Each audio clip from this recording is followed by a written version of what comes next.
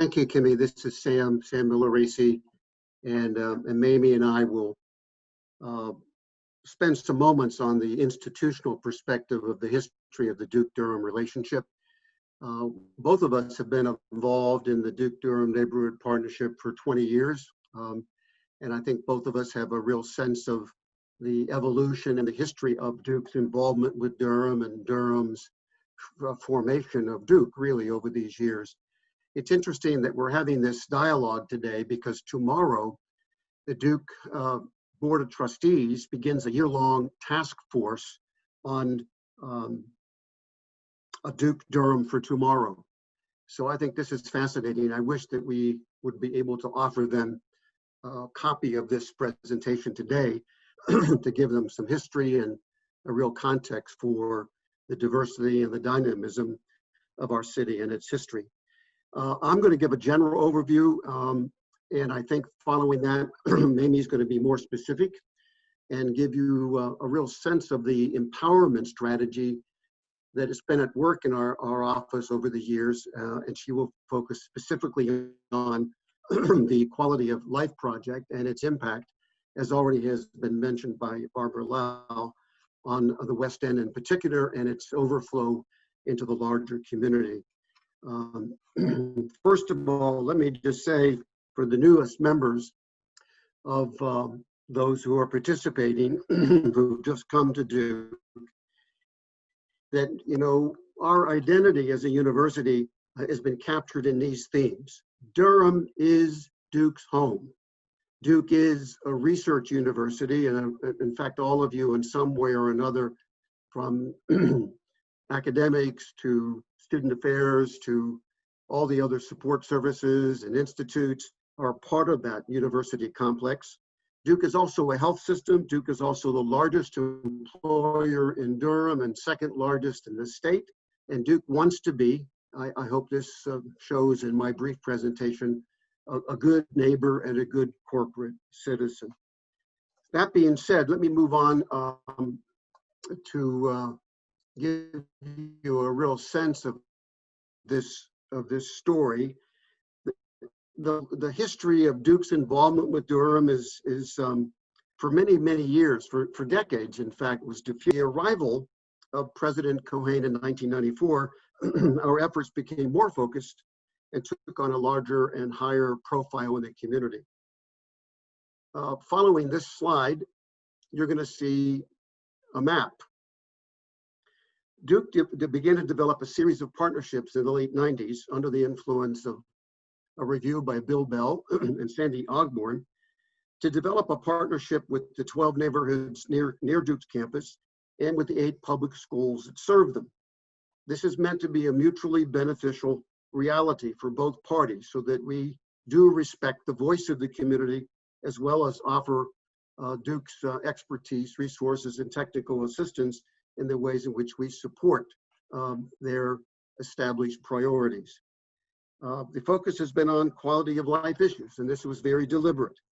And this initiative became the centerpiece for 2 strategic plans and really the heart of the Duke-Durham civic engagement model. The next slide. The Duke-Durham Neighborhood Partnership really is focused around community development concerns. And Mayme is our Assistant Vice President for Community Development. In some ways, all of those concerns touch public education, affordable housing, youth empowerment, access to quality, affordable healthcare, nonprofit support, faith-based collaborations, and all of these, in some way or another, within that geographical footprint, were at the heart of the partnership's outreach. The creation of the partnership was a strategic decision by Duke's administration and our Board of Trustees, formed to elevate relations with Durham with a structured focus. And in fact, it's proven to be a major step forward and has been the basis for expansion, new outreach, and successful partnerships.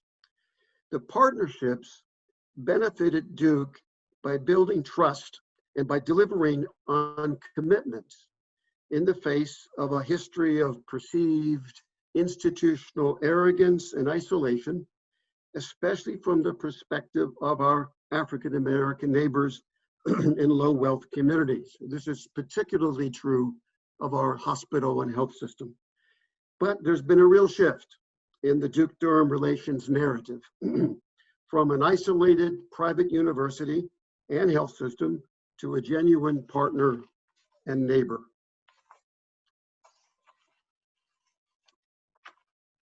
We have partnered in various capacities with nearly all of Duke's 10 schools to support and balance the university's commitment to economic development with the work of community development. But I really wanted to say this, since Kimmy and David and the rest of their team are very much a part of creating a sense of civic involvement with our students. Early on, the focus of Duke's civic involvement was with student engagement. The Community Service Center, field-based learning and service learning that you just heard about, Heart Leadership in Public Policy, Duke student tutors all over our public school system indicate that the first real energy of civic engagement began with our undergraduates. I think this is true today, but it also includes, as I notice on the board below, with our law school, our many engaged professional school students, I think as noted in that slide.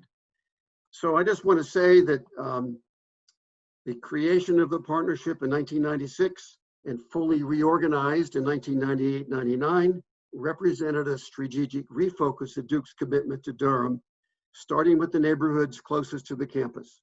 I just want to say that as we move forward with revisioning and reevaluating where we've been with where we want to go, I'm hopeful that the specific work of this overview will help you understand that our office would love to become a sort of a traffic cop, a hub, a link that helps different community offices and agencies to end up with an opportunity for us to direct you to the right place to accomplish your goals. It's a very complex ecosystem at Duke, but I hope that we're able to kind of direct folks to do that.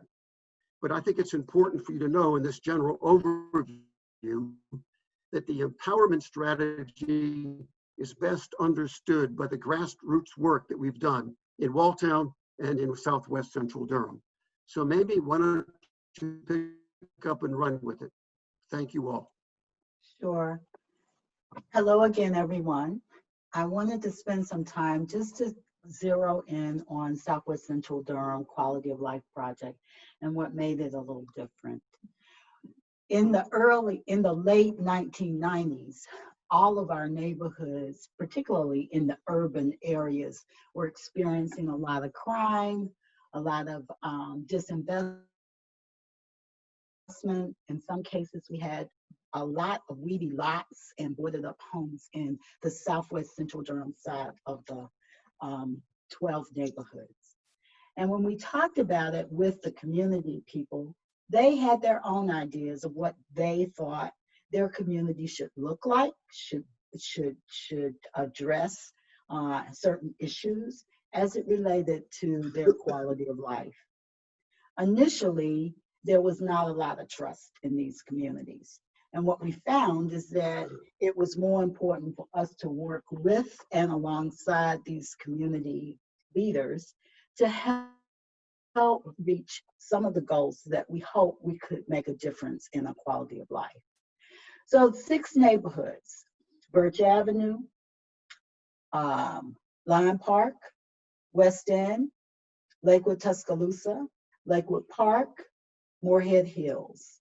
All 6 neighborhoods and the West End worked together to kind of figure out how they could improve their quality of life if they collectively shared the work together.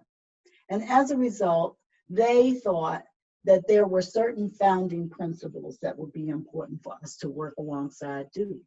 One, that the entire community shared responsibility for all of its quality of life. So if Duke was going to be a neighbor, then it could be a part of that work. Relationships and collaborations are forces that are for positive change. And that was important to create better relationships because we did not have that level of trust in these 6 neighborhoods that were on the west side of Duke.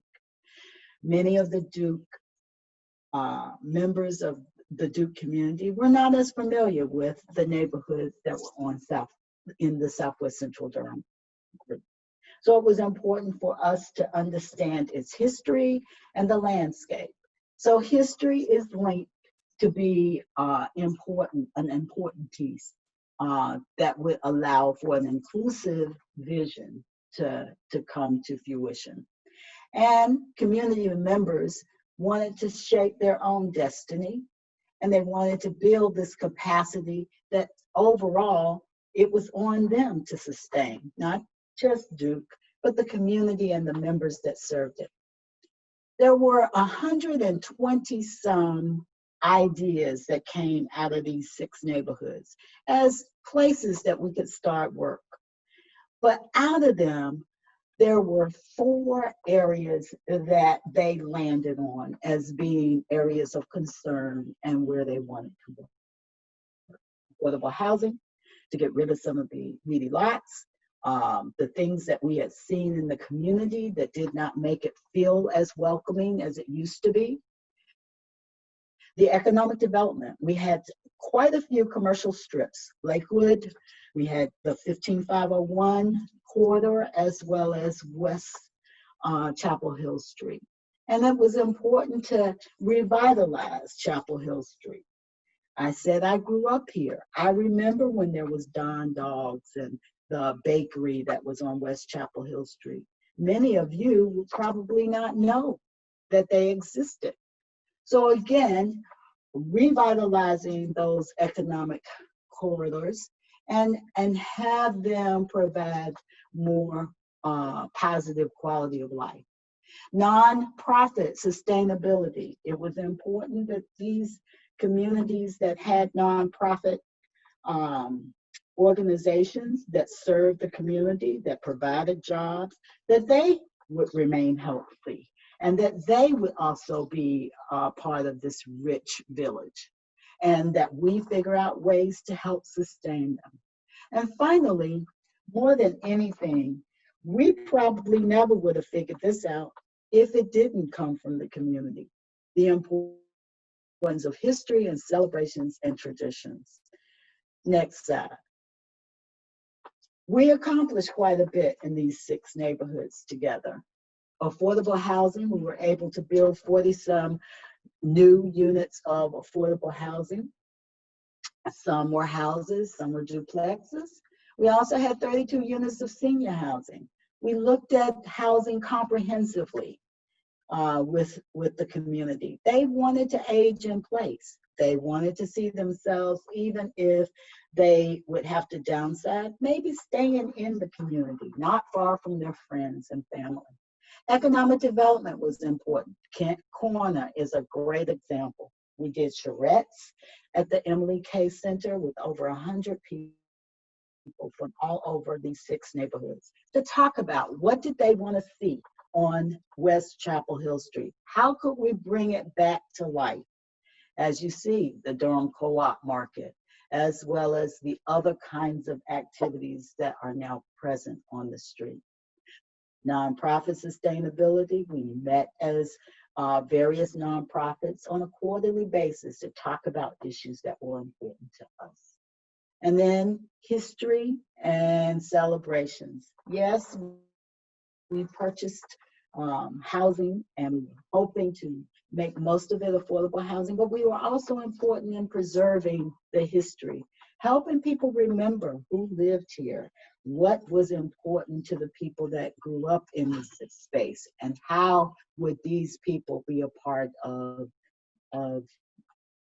the new community or whatever we're going to create together now that we were working collectively.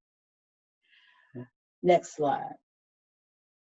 I think what we would say that all of this allowed the community themselves to come together at the table with people that they may not have often done that with other neighborhood members, with Duke, with other institutions and banks that we might partner with, but together they determine their destiny. And for many of you, you see the results of their work. And that's what I would add. That's it. Sam, if you want to close Mayme, us could out. I think though it's important for you to say something about TOPS, Mayme, just Oh, because that's been such a key piece. Sorry. it's okay. One of the things that Barbara just mentioned was the importance of the methods that we use to bring everyone to the table. The methodology that was used is called technology of participation. This was something that was developed back in the 1960s that was used all over the world to bring consensus, where there was little resources, or there may not have been a classroom available, but a tree or a place where we could all have a conversation, and to begin to have those conversations that build trust, that help build that relationship. The difference in the Southwest Central Durham Quality of Life Project was that we loved conversation. It was important to be inclusive. You will see that the culture not only dealt with conversations and videos and audios that were collected that told the stories or the narratives of many of these people, but it also was a place where people were able to debate, to create together, co-create together, as we think about these complicated issues. And we could not have done that without having a tool like this that allows people to focus their conversation, but to also bring consensus, but not to just let a brainstorming just die, but to create things that actually are objectives and the do, so that people can see themselves in the work and want to participate along with anyone that's at the table. So Thank you, Mayme. I hope that helps. You're It welcome. does. Let me just respond by saying that as the task force is moving ahead with its Duke-Durham for tomorrow, our office, Mayme and I are very involved, is currently involved in creating a plan of action around community impact. So let me just share with you the 5 focus areas that haven't been really fully defined yet, but needed to be at least before you, that makes sense about how we're proceeding under Dr. Stephanie Williams, who, by the way, is a real visionary and is going to be, I think, a powerful leader on senior leadership for the university. The first is housing affordability and infrastructure. The second will be early childhood and school readiness. And the third focus was nutrition, health issues, food security. The fourth one is college and career readiness. And the fifth one is in some way collaborating with, supporting, offering resources to our nonprofit community that would create, in some ways, in all these different focus areas, a level of equitable partnerships. So that gives you some sense of where our office stands at this point. We've moved from the Duke-Durham Neighborhood Partnership to Durham and Regional Affairs, and then Stephanie Williams arrived in 2008, and now we're Durham and Community Affairs. So if you can keep up with all the change of our names, you can still find both Mayme at this address. So thank you all. Thank you, Mayme. We appreciate it.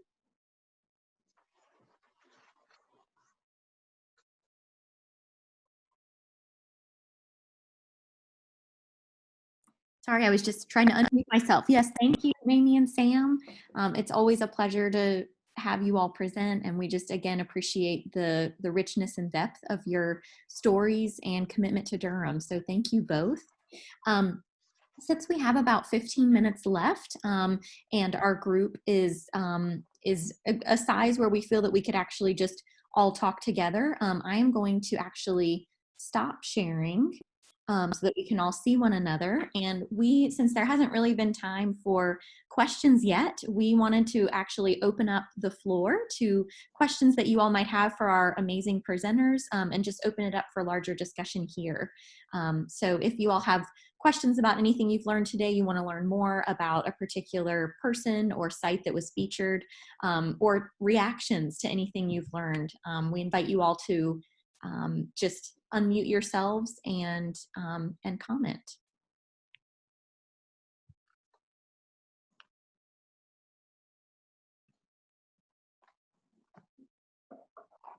Hi, I guess I'll go. My name is Sean Phillips. I'm happy to be moving to Durham in about a year in the summer of 2021. I'm the spouse of an incoming faculty member, and I've really been appreciating this conversation. In part, we're moving from California, which is a much less or differently diverse place than North Carolina.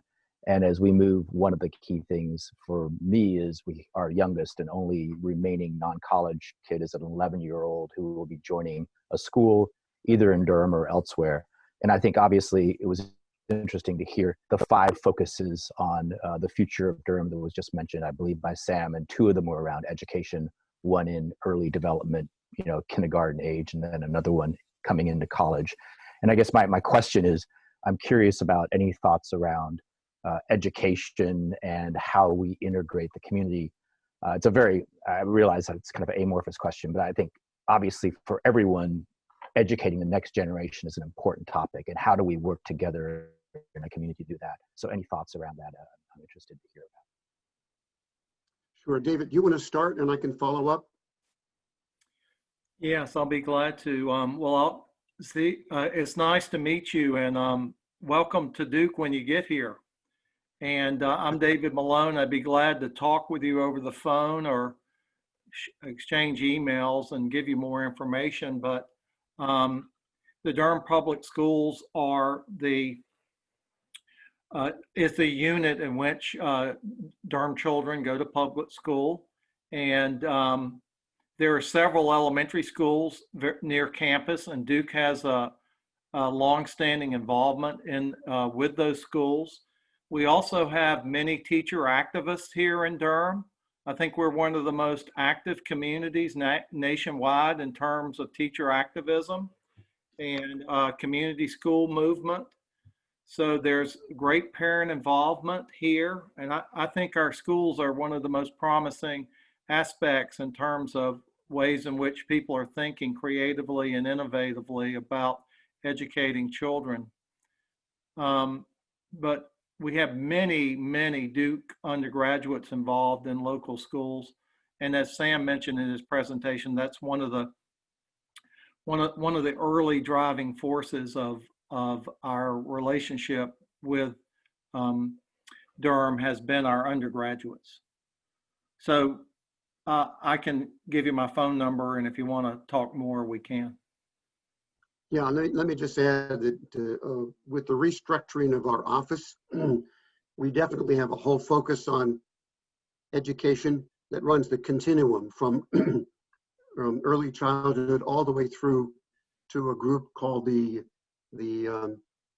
College Advising Corps, which is 18 graduates of Duke that are currently involved in a variety of different high schools, assisting students in their next decision to higher education. We just got a grant from Jumpstart, and we're going to be dealing with middle school students as well.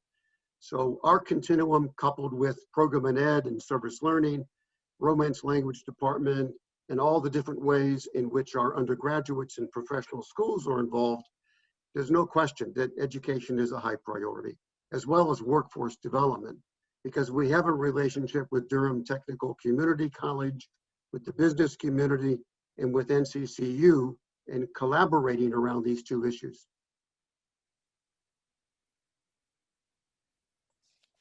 I had a quick question. I was just wondering, like, as someone who just moved to Durham like a month ago, I'd be curious, like, what insights you have about kind of getting to know the area with the COVID situation, and like if that flea market is still open, or if there's I don't know, like how that translates to like the current situation. And then the other thing is I just transferred registering to vote to North Carolina.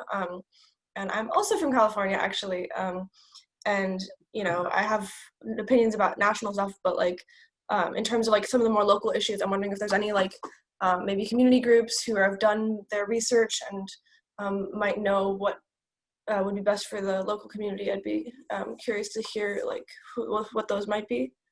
Yeah. I can take just a beginning stab of that, Anita.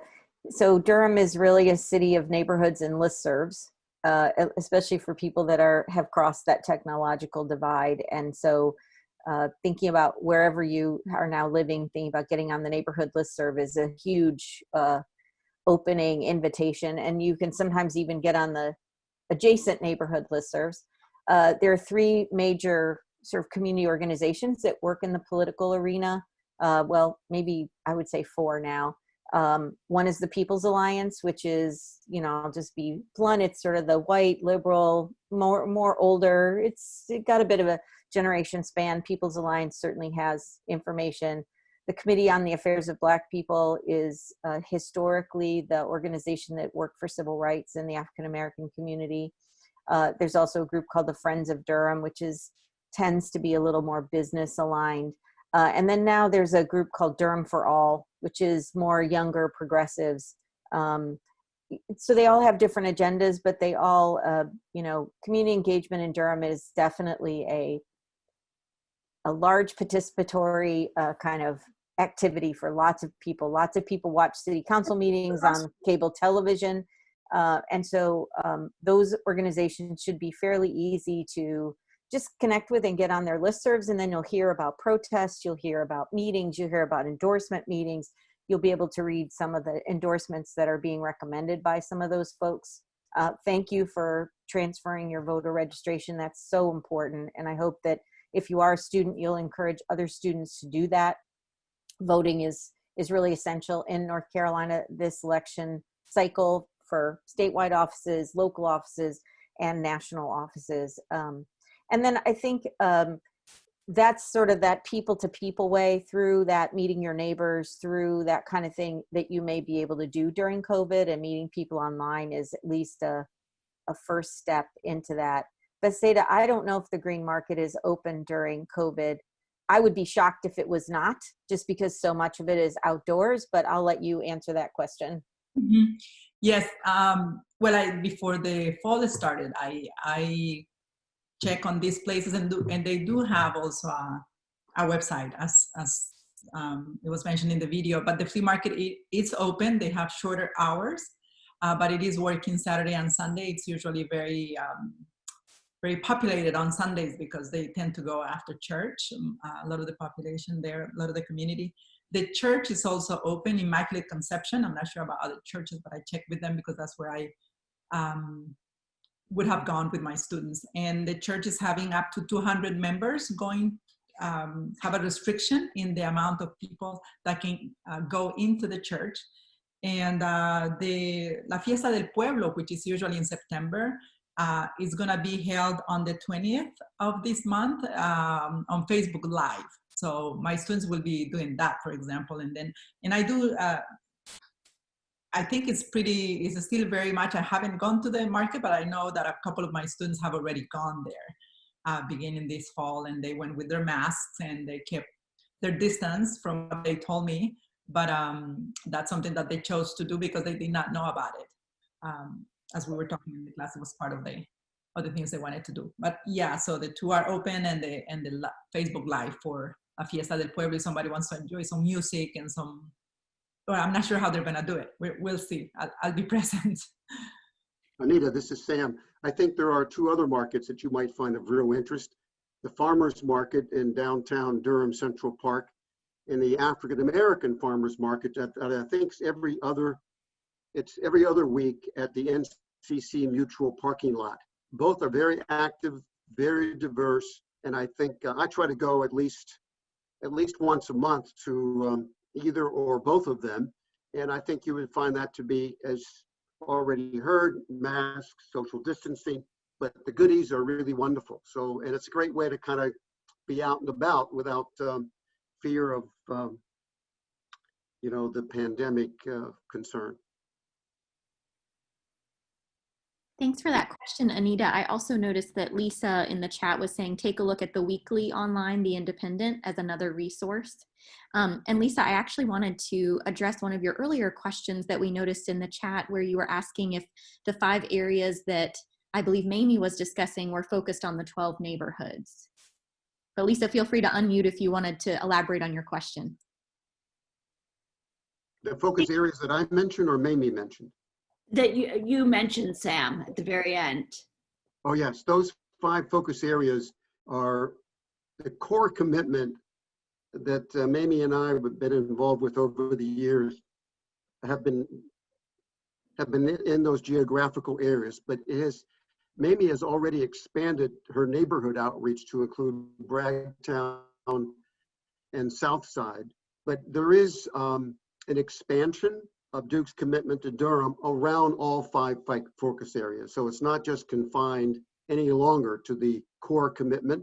The core commitment is not lost. I think we're going to make sure that's preserved, but clearly to the extent that we have the resources available, we intend to expand as long as we can. But we have so many partners with the city, the county, with developers, with a whole range of folks. And all of us share our efforts on various boards in the community. So those 5 focus areas are at the heart of our current status of priorities around which our office currently is established. We're going to pick up, and this is significant, a new assistant vice president for the health system that's going to be in our office. That's huge. As you know, the hospital system in some ways has been sort of disparately separate from the university. I think this is a major move to bring together our commitment to the community, the social determinants of health around these 5 focus areas that are becoming the basis of our work. I hope that helps. Thank you. Can I add something? No? Yes. Please do. You can? Okay. I just want to add one more group to Barbara's list, which is a terrific list, but there's a grassroots organizing group that's been in Durham for years and years called Durham Can, capital C, capital A, capital N. This is a kind of grassroots organization that was started in Chicago by Saul Alinsky years ago. And it's many of its members are churches, but it's not a religious thing. It's groups belong, and it's about making judgments about what kind of changes can actually be made in the social world. And it's organizing people to do protests and to do demands and stuff. And it's a really exciting, interesting organization if you're interested in it. Again, it's Durham Can. Thank you. Kimmy, I want to remind everyone that next Thursday, we're going to have just an open, informal conversation for anyone who'd like to join us. We got quite a few questions from folks prior to our conversation today, and we haven't been able to address them all. I mean, one of the questions I was hoping we'd be able to talk about perhaps next Thursday was, how do we tell the difference between community development and gentrification? Now, that's something we don't have time to talk about in our remaining 2 minutes, but we got some very thoughtful questions about partnerships and what is a partnership really? What's a fair partnership? What's an ethical partnership? So we encourage you, if you're interested in having more of an informal conversation, to join us next Thursday. Unfortunately, there'll be no refreshments. Time. You can bring your own. 10 o'clock, I think. Didn't we say, Kimmy? 10 o'clock. I want to also just thank Kimmy again, and Ruth. Where's Ruth? Ruth. well, wherever Ruth is. Um, thank Kimmy and Ruth and the whole service learning team. This is the hardest working group in show business right here. And I just am, it's just such a pleasure to work with everyone. I want to thank all our presenters today.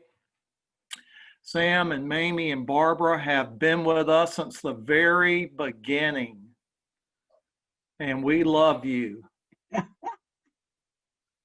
And Amen. even though we have like 10 meetings to prepare for this, we love every minute of it.